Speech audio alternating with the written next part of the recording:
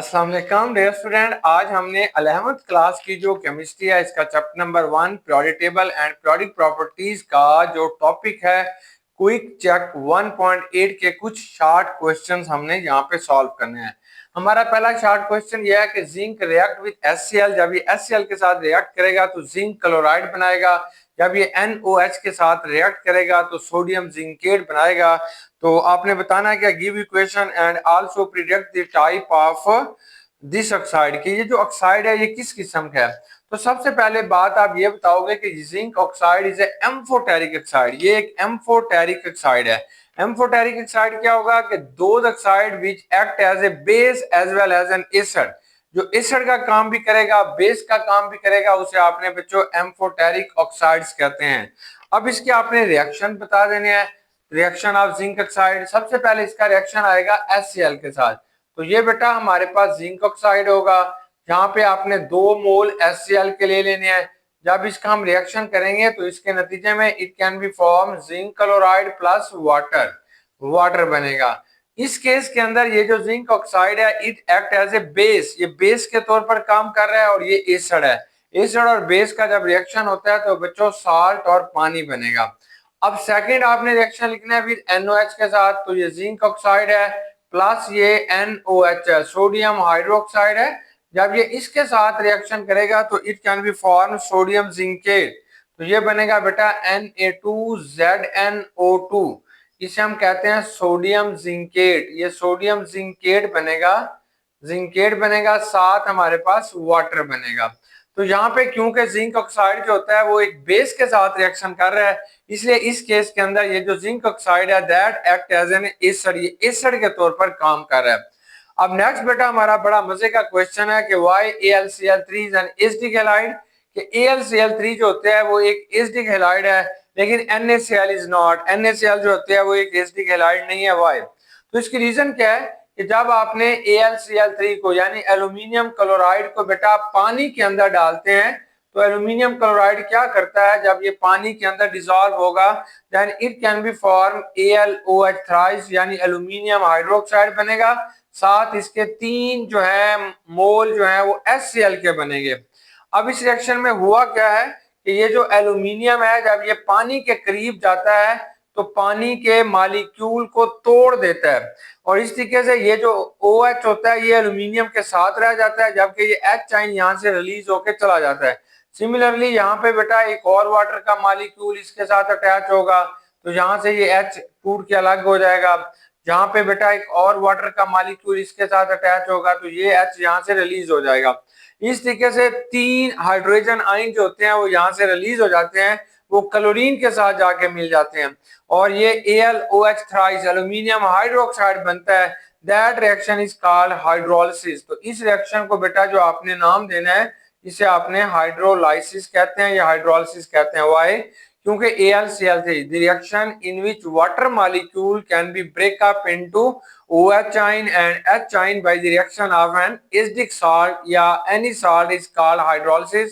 और इस हाइड्रोलिसिस के नतीजे में बेटा ये जो साल्ट होगा ये एक वीक बेस बनाएगा और स्ट्रॉन्ग एसिड बनाएगा, इसलिए AlCl3 का जो सोल्यूशन होता है वो बच्चों एसिडिक होगा। अब हम दूसरा रिएक्शन लिख लेते हैं जिसमें आपने ब्रेकअप करवा देना है यानी NaCl के सोल्यूशन को पानी के अंदर डिसॉल्व करते हैं और उसको देखते हैं। देखो ये जो सोडियम क्लोराइड का सोल्यूशन होगा बेटा जब आप इसे पानी के अंदर डिसॉल्व करोगे तो it can B breakup into positive and negative ion. तो ये पॉजिटिव और नेगेटिव आयन में टूट जाएगा, पॉजिटिव आयन बनाएगा, सोडियम आयन बनाएगा और बेटा क्लोराइड आयन बनाएगा। लेकिन अब क्या होगा कि वाटर का मॉलिक्यूल इसे घेर लेगा, ये ऑक्सीजन आ जाएगा इसके साथ, ये H आयन आ जाएगा तो वाटर का मॉलिक्यूल इस हाइड्रोजन आयन को इस सोडियम आयन को घेर लेगा हर तरफ से। तो दैट प्रोसेस कॉल्ड हाइड्रेशन। ऐसे ये क्लोराइड आयन है इसको भी बेटा पानी का मॉलिक्यूल घेर लेगा तो इस प्रोसेस को बेटा आपने हाइड्रेशन कहते हैं।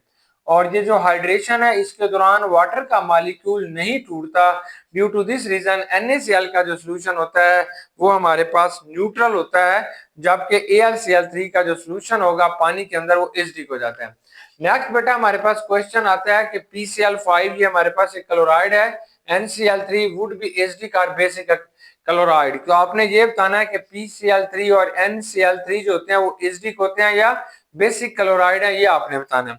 तो आप पहली बात ये बताओगे कि ये जो नाइट्रोजन और फास्फोरस है, नाइट्रोजन और फास्फोरस दोनों का जो ताल्लुक होता है वो 15 ग्रुप के साथ है, और ये दोनों के दोनों ही बेटा नॉन मेटल्स हैं।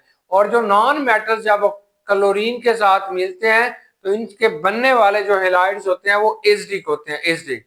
अब हम इनके सोल्यूशन बना के देख लेते हैं। सबसे पहले हमने PCl5 को यानी फास्फोरस पेंटाक्लोराइड को जब पानी के अंदर बेटा डालते हैं तो यहाँ पे 4 वाटर के मॉलिक्यूल आप लेंगे, तो इसके नतीजे में हमारे पास ना फास्फोरस एसिड बनेगा, यानी H3 बनेगा, PO4 बनेगा, that is known as a phosphorus acid.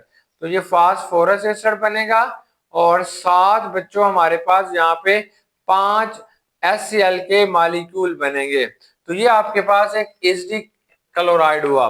Similarly अगर आपने NCl3 को पानी के अंदर डिसॉल्व करते हैं तो 3 वाटर के मॉलिक्यूल यहाँ पे जरूरत पड़ते हैं। तो इसके नतीजे में एक तो अमोनिया गैस बनेगी, दूसरा बेटा 3 मॉलिक्यूल जो होंगे वो hypochlorous acid, that is called hypochlorous acid. तो ये हाइपोक्लोरस एसिड का 3 मॉलिक्यूल या 3 मोल बेटा हाइपोक्लोरस एसिड के इस केस के अंदर है बनेंगे। तो इसलिए आप कहेंगे कि ये जो फास्फोरस पेंटाक्लोराइड है या नाइट्रोजन ट्राइक्लोराइड है, इन दोनों के जो हेलाइड्स होते हैं जब इन्हें पानी के अंदर आप डिसॉल्व करेंगे तो हमेशा एसिडिक सॉल्यूशन बनेगा। लास्ट है बेटा कि वुड SO2 सल्फर डाइऑक्साइड और phosphorus pentoxide react with HCl and H2SO4 और विद NOH। तो आप बताओगे कि ये सल्फर डाइऑक्साइड और फास्फोरस पेंटाऑक्साइड क्या हमारे पास HCl के साथ या H2SO4 के साथ रिएक्शन करते हैं? तो आप कहेंगे बिल्कुल नहीं, क्योंकि ये दोनों नॉन मेटल्स हैं और इनके जो ऑक्साइड्स होते हैं वो एसिडिक होते हैं, इसलिए ये एसिड के साथ कभी भी रिएक्शन नहीं करते। लेकिन बेटा ये NOH के साथ रिएक्शन करेंगे। देखिए जैसे SO2 होगा, आप इसे NOH के साथ जब रिएक्शन कराते हैं तो ये सोडियम सल्फाइड बनेगा, Na2 बनेगा, SO3 बनेगा, इसे हम कहते हैं सोडियम सल्फाइड। तो ये बच्चों सोडियम सल्फाइड बनेगा और साथ वाटर बनेगा, H2O बनेगा। अब सिमिलरली अगर आपने फास्फोरस पेंटा ऑक्साइड को NOH के साथ रिएक्शन कराते हैं तो इसके 6 मोल आपने NOH के लेने हैं। तो इसके नतीजे में जो साल्ट बनेगा वो आपके पास सोडियम फास्फेट होगा, Na3PO4 होगा, इसे हम कहेंगे सोडियम फास्फेट, इसके 2 मोल बनेंगे और साथ बेटा 3 मोल जो होते हैं वो वाटर के मॉलिक्यूल बनेंगे। तो ये आज हमारे पास जो क्विक चेक था ये 1.8 है जिसे हमने डिस्कस कर लिया। फिर इंशाल्लाह नेक्स्ट टॉपिक को हम डिस्कस करेंगे। बेस्ट विशेस बेटा, अल्लाह हाफिज।